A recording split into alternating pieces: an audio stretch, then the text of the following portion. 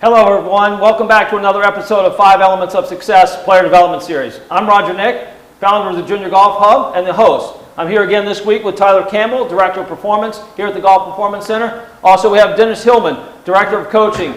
Before we get started, I want to make sure that we're COVID-19 safe. Hope you guys are staying safe out there. Go and play golf, make sure that you're not touching the flag sticks, but keep yourself safe and keep others around you safe as well. Also, a little housekeeping. I want to say thank you guys for participating on the PDI self-assessment series already. You know, doing the interview, doing the grit scale test, got some good responses. We want to hear from you guys. Make sure that you're keeping it interactive. Send to 5elements@thegolfperformancecenter.com. Any questions or comments. So again, keep them coming. We want to help you reach your goals out there. Also, have a little pop quiz this week. You know, Dennis's last episode, he mentioned a question out there. What is the name of the game? Someone who sends in the answer to that question will win a dozen golf balls, Pro V1s, on YouTube. I think it's on YouTube. YouTube chat. Yeah. So we want to hear from you guys. Send it in. At the end of the show, we'll actually announce the winner. Also, before we get started, I want to talk about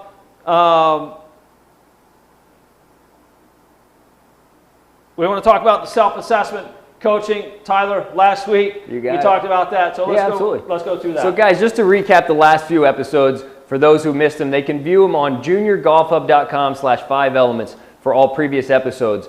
The very first episode we kicked off our 5 elements of success.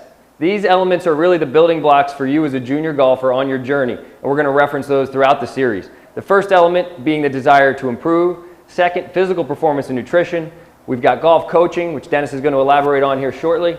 We've got our mental approach to the game, and lastly, equipment, the tools for the task. We were also excited to introduce you to our player development system and how this can be a marker for really giving you an idea where you are on that journey to reaching your goals. There are 3 levels to the player development system, the first of which is our PDI self-assessment. The second one is our PDI coach guided assessment, and lastly, we have our PDI full assessment.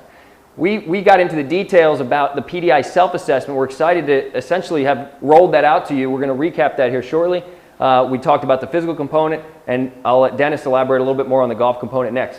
Roger, what else do we have today? Yeah, thank you. On this episode, we're going to talk first and foremost about the coach as far as the player skills on the self-assessment today with Dennis.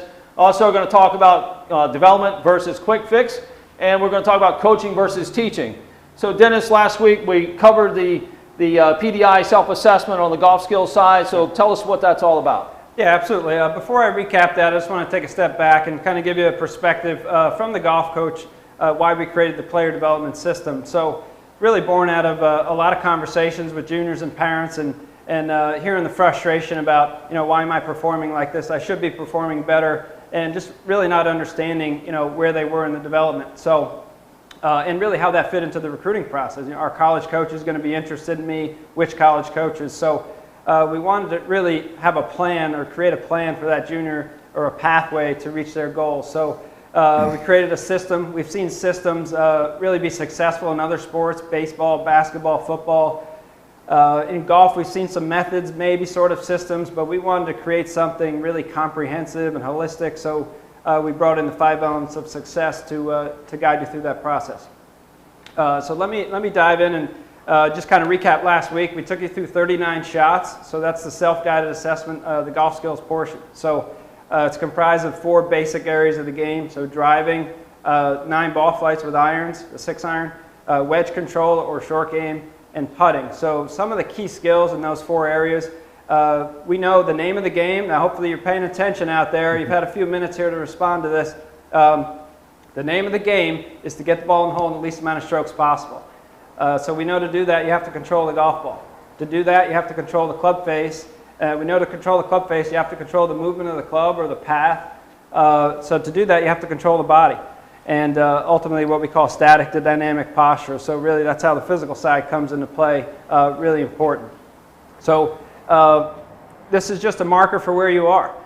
You know, the 9 ball flights, just to reiterate, why is that important? You know, you may think, well, why don't I just learn 1 shot? Hopefully some of you got to tune in on Sunday and watch this great match with Phil and Tiger and Tom Brady and Peyton Manning. And you know, Tiger played incredible golf, and he got the ball to the target a lot of different ways. If you could watch the tracer and all the different ways that ball curved. So the 9 ball flights was something he really incorporated into his practice and helped him separate himself from the other players in the world. So Well, Dennis, what I was going to just elaborate on was what's the next step, and we're excited to bring you guys some prescriptions for things if you found yourself struggling on particular tests or particular screens. I know physically all 4 of the self-assessment screens really look at mobility, stability, strength, and power, and you might think that, hey, I should have been better at these than I was.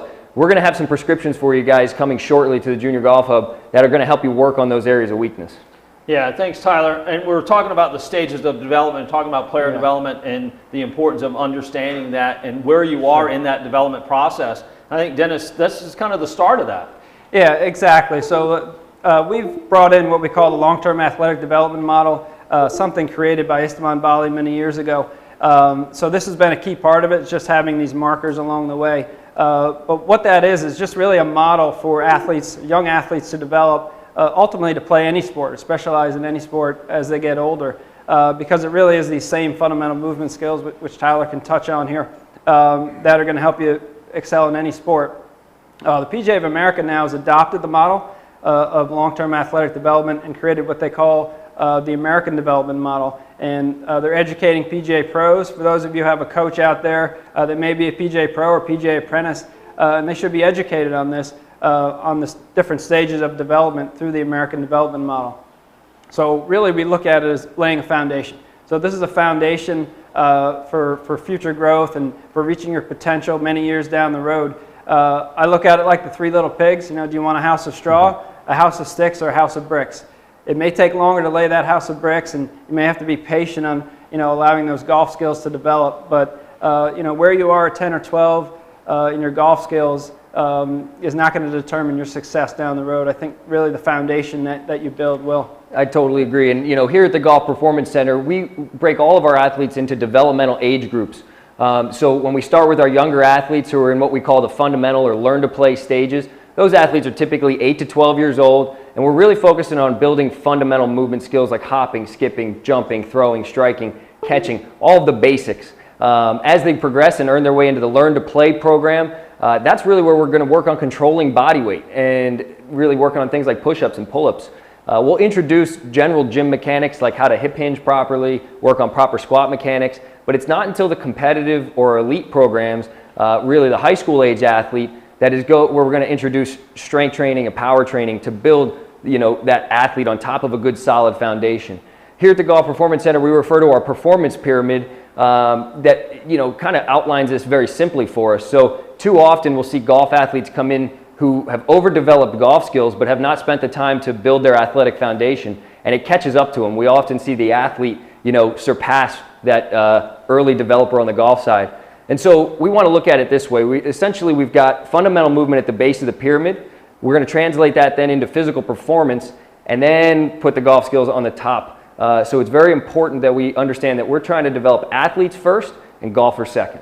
Yeah, thanks, Tyler. That's really good. And I think that's so important when it comes to the development of the athlete or the player. And I know that's why we have the physical component as one of our elements here, is making sure they know that that's going to affect how they acquire the skills that you're going to be coaching them and working on as they go through this process. Yeah, no question, and that's why we created this assessment. I mean, ideally what we want you to do is really try to understand the correlation. What are the results of your, the skills tests, and what are the results when you perform, but ultimately tying that back into movement. So, it's a sport, golf's a sport, it's an athletic movement, it's a very coordinated movement, so those fundamental movement skills are really more important at the younger age to work on than the golf skills.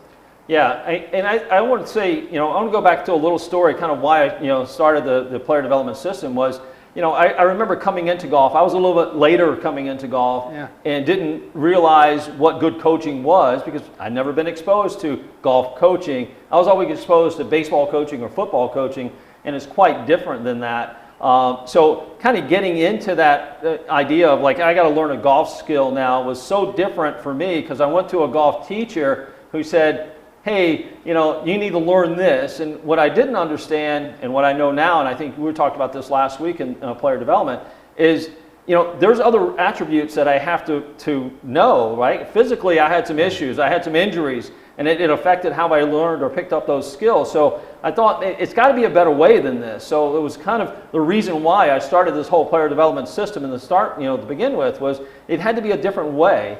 Yeah, so it really is a powerful tool to have this comprehensive approach in the player development system with the 5 elements. I think too often we hear, there's a lot of teachers out there, for some reason in the game of golf, we've referred to instructors or coaches as teachers. And if you look at the definitions themselves of the word teach means to cause to know something. So that certainly would apply in school, where it's an intellectual endeavor and you're trying to gain knowledge and be able to display that on a test. But in the game of golf, it's really about developing skills. So the knowledge may be part of it, but there's a lot more to it as far as the process of developing those skills. So you need a coach that has a holistic approach that can help guide you through it. No, Dennis, you're absolutely right. It's kind of funny how we don't have soccer teachers, you don't have football teachers, there's no basketball teacher. These are coaches, and we look at ourselves as coaches, and we hope that you can find a good, solid coach for for yourself. A coach should help guide you along your journey, essentially. And so incorporating all 5 elements and knowing how they play off of each other is going to be critical. And so, if you're looking to make a swing change or a change in your golf mechanics, you need to understand how your equipment's going to be affected, or vice versa. If you're making an equipment change, how is that going to affect your swing mechanics? Obviously, you need to look at how the body is going to play a role in both of those as well. And, we know that a 10-year-old frame is going to be significantly different than a 15 or a 12-year-old framework, and then even more different from ages 18 to 22 and as we transition into adulthood. So, I guess, goal of creating distance and creating, saying, hey, I'm going to make my driver just a little bit longer to pick up an extra 10 yards at age 8 to 10 is really probably going to hold you back in the long run. And, that's a trend that unfortunately we're seeing more and more here in junior golf. And it's because you have certain windows of time to take advantage of certain things. And, we're going to be diving deeper into some of the more practical aspects of each stage of development in some future episodes here. But I can't stress enough how important it is that coach understands how all 5 elements work together.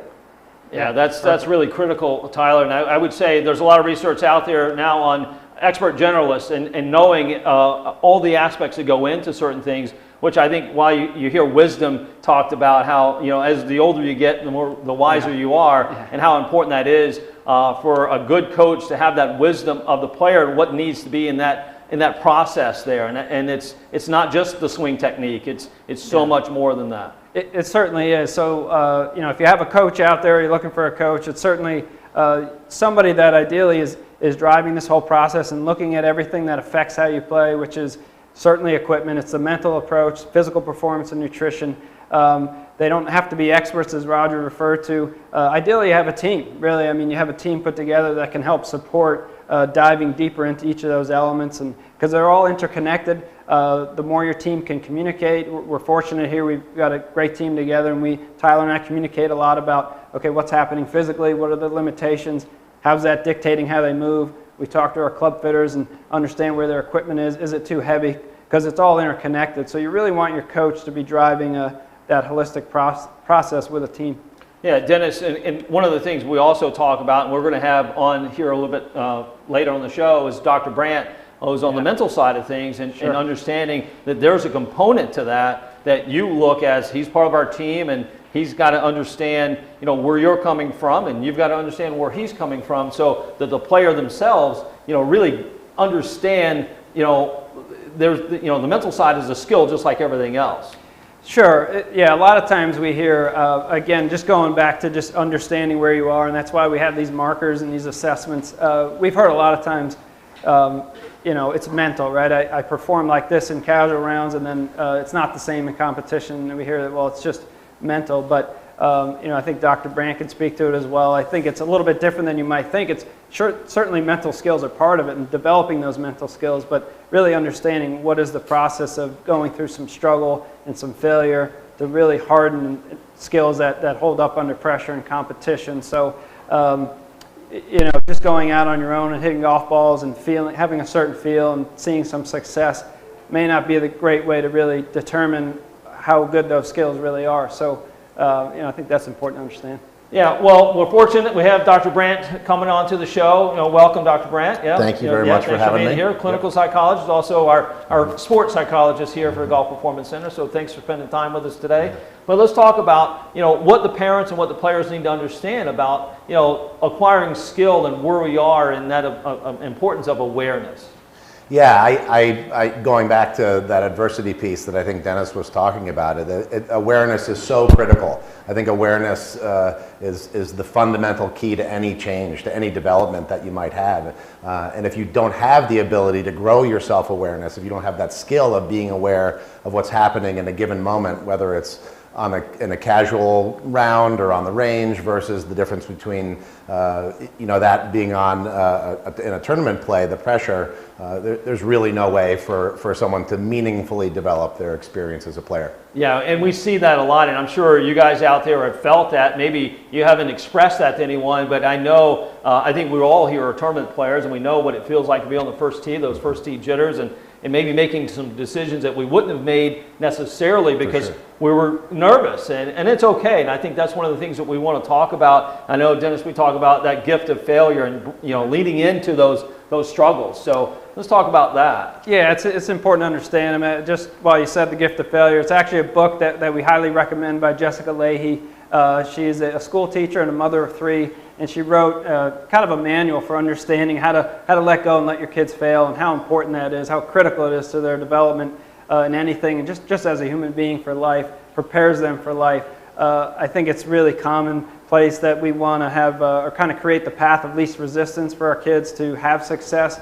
But as Dr. Brant can tell you, I mean, that's just not reality. So on the golf coaching side, what we're looking for is to really help a junior athlete take ownership of the process. That may not happen at 10 or 12, but over time we're looking for them to really take ownership and develop that awareness, because that can be brought into competition, I think, right? Yeah, for sure. And we often talk about, you've heard of helicopter parents, so I think we're talking about snowplow parents, right? Where these are the parents that are so worried about their children that they actually have a snowplow, right? And they move all of the adversity, all of the obstacles out of the way for their kids, and that's great, and the kid doesn't experience adversity, but the problem is they never really learn how to manage that on their own. And the sooner that they can develop that skill, the more successful that they're going to be. Yeah, and the reason we're talking about that a lot is with the PDI self-assessment is understanding that you're challenging yourself now, and you're going to expose some of your weaknesses, and how important it is to understand and embrace that feeling of, well, I thought I was better. Yeah, it's really critical. I mean, we see it just within our own academy. A lot of kids that may be very competitive players, and they've done pretty well in competition, but they still tend to shy away from being put under the microscope, and their skills being put under the microscope, in front of others, and weaknesses being exposed. So, but I think what we've seen is the best in the world, that they weren't born with it. Again, back to the innate talent. These skills are developed. So it's really important just to know where you are, adopt the growth mindset that, hey, okay, it's not fixed. I mean, this is where I am. That's okay. This informs me of what I need to do, what I need to work on, and then I can improve on it. Yeah, I just one thing that a quote I love is the difference between an ordinary golfer and an extraordinary golfer is everyone experiences the adversity. It's the extraordinary golfer that manages it better. So, and we don't often think of that as a skill. Yeah. To practice. Yeah, and I always like to, I'm going to add to that, because I like to say this quite often, is that it's the extraordinary, it's not doing the extraordinary things. Those guys who become extraordinary did ordinary things extraordinarily well over time, which allowed them to get to that point, which is what we see with the greatest of all time, Tiger or Tom Brady or any of those greats that we talk about, Jack Nicklaus, obviously. They just did ordinary things extraordinarily well and consistently measured themselves. And they did their own self-assessments of what their games, where their skills were, relative to tournament play. Sure, it's really, I think, underappreciated, just simply waking up every day and doing these simple disciplines and simple practices. I think it's commonplace that we want kind of that one secret or something that we can kind of latch onto, or there must be something that I just don't understand if I'm not having success, and that's where we kind of seek out the teacher. Again, if you can find out where you are, and you have a plan, and you have some simple practices, a plan to improve, but you wake up every day and you work at it, and you can kind of get these marginal gains as we talk about in these different areas. There's compounding. It has a compounding effect, or exponential, if you will. All those little gains, little victories over time can lead to big victories. Yeah, I like to go back and tell a story about John Wooden and talk about incremental gains and what they did. And as a player of his UCLA teams, and John Wooden, the greatest coach of all time, arguably maybe some would say, but I think he probably is, because he looked at all those incremental things. He looked at things like every player that he recruited, obviously was the best player in the country. They were winning national championships. But then when they would come in their first day of practice, he would talk to them about socks. He'd talk to them about how to get the right socks and the right shoe matchup, because that was going to be the most important thing that they needed to understand, because that could take them out of the game. It could create blisters, or and they'd lose practice time, and that valuable time was always assessed. I mean, he had every practice down to the second for those players, which is, again, why he won 19 national championships. Yeah, that's fantastic. I think a lot of people do underappreciate preparation and the little things. So I think that's what that goes to. I mean, think of all the things you need to go out onto the golf course, what you need on a daily basis. So I think that speaks to just preparation at the highest level. You look at a guy like Tom Brady or Peyton Manning, again, going back to the match. We know what they did in football, their preparation, the amount of hours they put in the film room to make those decisions almost ahead of time. Yeah. And I think one of the great things about what Golf Performance Center is doing, we're actually teaching our students how to fail, how to fail well, how to manage that failure, how to deal with that failure so that it can lead to success too. Yeah, absolutely. And I think that's a really good message for the parents out there, and letting your kids go out and discover and play golf and get ugly and go out and explore ways to get the ball in the hole. I mean, that's a lost art. I think we tend to just get in their way too often. Yeah, that's really important. So the exploratory discovery aspect of this, I mean, certainly as we talk about the different stages of development, at the younger ages, it's absolutely critical, but really all the way through. I mean, we want this to be a game. You see the best players in the world having a lot of fun with it, and they're okay with failure because they know they're learning. They have that growth mindset. So it's as a parent, we know it's maybe hard to do, but if you can continue to get educated about this, that it actually is how the process works, not just in golf, in other sports, other fields of endeavor. It's really helpful. Yeah. Yeah, and I think that's one of the things we see often with other sports is how coaching is so different in the sense that you've got that team approach, you got a head coach, and you got these multiple different coaches of different skills. And go into the idea of, like, I'm a 10-year-old, and maybe I'm an advanced 10-year-old, and maybe I'm an average 10-year-old. Sure. How would a coach approach those two players? Yeah, that's a great question. The approach may not be a whole lot different, but I think that ideally we're going to measure first, right? And we look at the 10-year-old with advanced golf skills and the 10-year-old just getting into the game with an athletic background. We may say the 10-year-old with the athletic background is farther along in their development. We look at the development as a golfer starts with playing other sports. So it's not just what's the score on the golf course. Because this is a long process, and if depending upon how far you want to go, if it's college golf or beyond, we know that better athletes make better golfers. So we definitely look at it a lot different.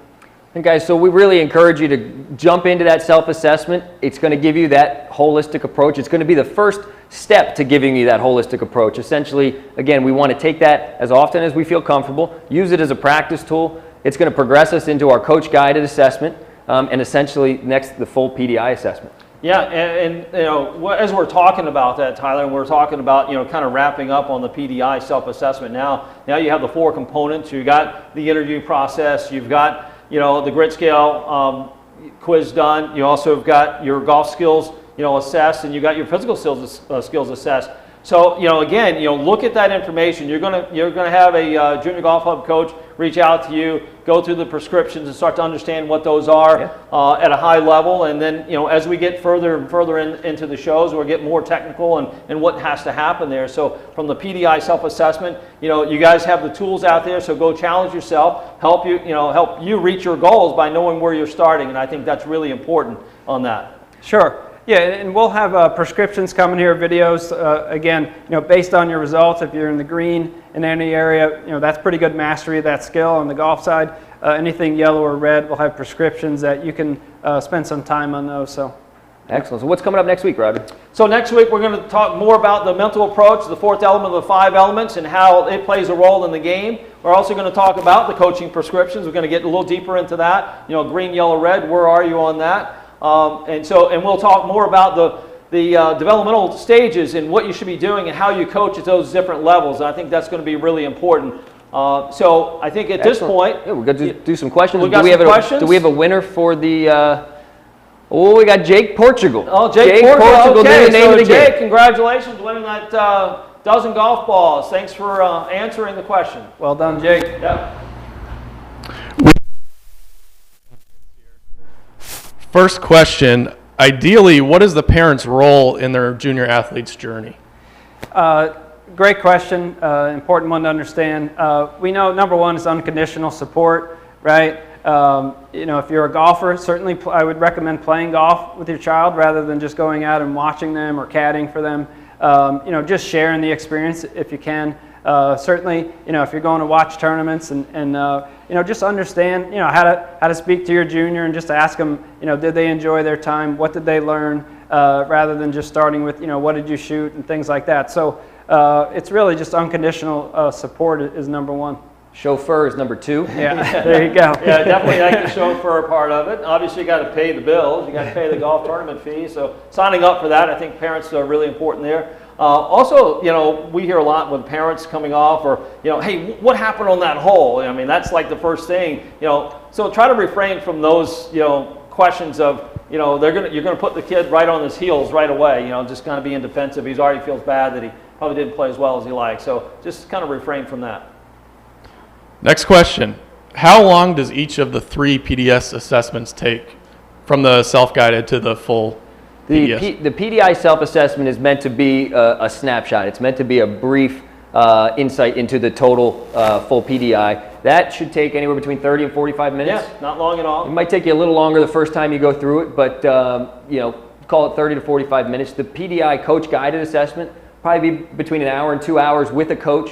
There's a little bit more of an interview process involved, and obviously you're going to want to get to know each other a little bit before you get into the assessment. And then the full PDI assessment is 4 hours in length. This is, again, it's 123 golf shots. It's a much more extensive physical screen, and so it's going to take about 4 hours to complete.